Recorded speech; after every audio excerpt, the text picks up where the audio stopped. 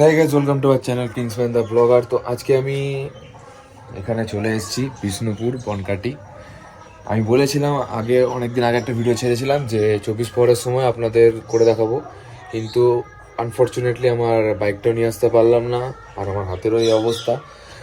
যতটা পারবো ভিডিও আপনাদের দেখাবো, না হলে আবার সে নেক্সট ইয়ার। আজকে হচ্ছে 9 ফেব্রুয়ারি 2025 এবং এই পুজোটা চলবে 13 তারিখ পর্যন্ত, 13 ফেব্রুয়ারি।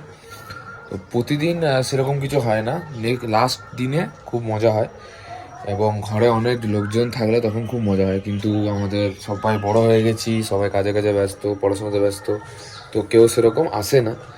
তো যতজন আসে সেরকম আমাদের হয়। এবার আমি এসেছি, আমার মা, বাবা, দাদু এবং আমার ছোট একটা বোন আছে, আপনারা দেখতে পাবেন বোনকে। তো আজ থেকে ভিডিওটা চালু হবে 24 পরব 2025 বিষ্ণুপুর বনকাটির ফার্স্ট চ্যাপ্টার 1। চ্যাপ্টার 1 আজকে শুরু হবে, কিন্তু আজকে সেরকম কিছু হবে না। আপনারা যতটা দেখাবো, দেখাতে পারবো, যতটা এখানে হবে সব আপনাদের দেখানোর চেষ্টা করব। সো চলুন।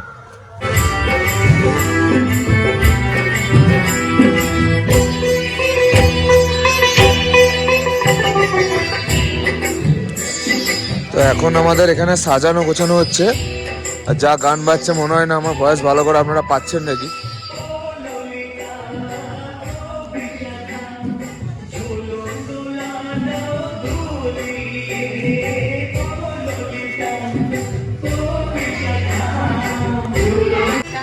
পুরো গ্রামটা এখন আমাদের সেজে উঠবে।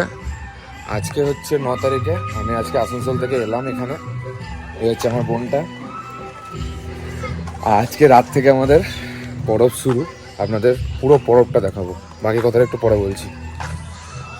সো এইটুকুই আমাদের আজকে প্রোগ্রাম, মানে আজকে আমাদের গ্রামে এইটুকুই গান হবে, সব কিছু রেডি করছে।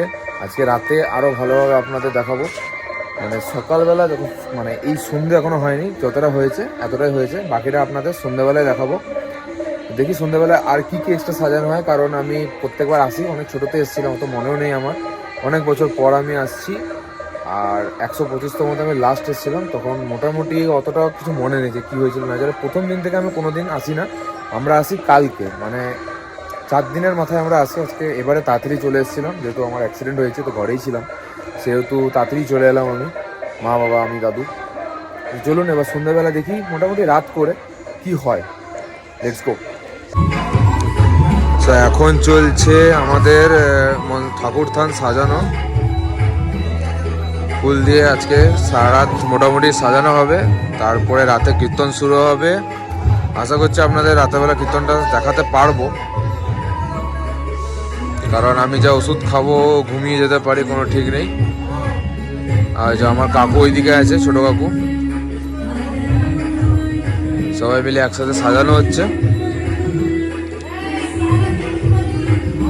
মন্দিরটা আপনাদের আগের ভিডিওতে দেখিয়েছি আমি, এবার আরো সাজানো হেভিভাবে দেখাবো ভিডিওটা, মন্দিরটা। আজকে মোটামুটি এরকম দৃশ্য, কালকে দৃশ্যটা আলাদা দেখতে পাবেন।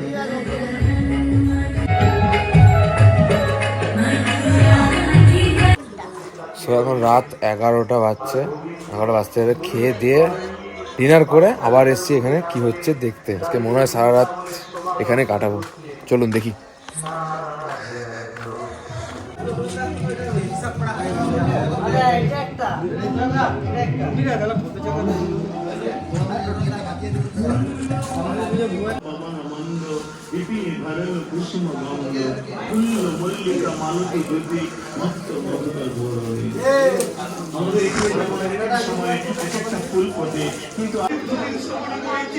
আমার মন চলে গিয়েছে গোবিন্দ চরণ। তবে শোনো, আমার এই দিনটার সঙ্গে হরিদ্বারে গণপতি রাজা পরীক্ষিত বলছেন কি, সুখদেব গোস্বামী, যার সুখ পাখি থেকে জন্ম হয়েছিল বলে তার নাম হয়েছিল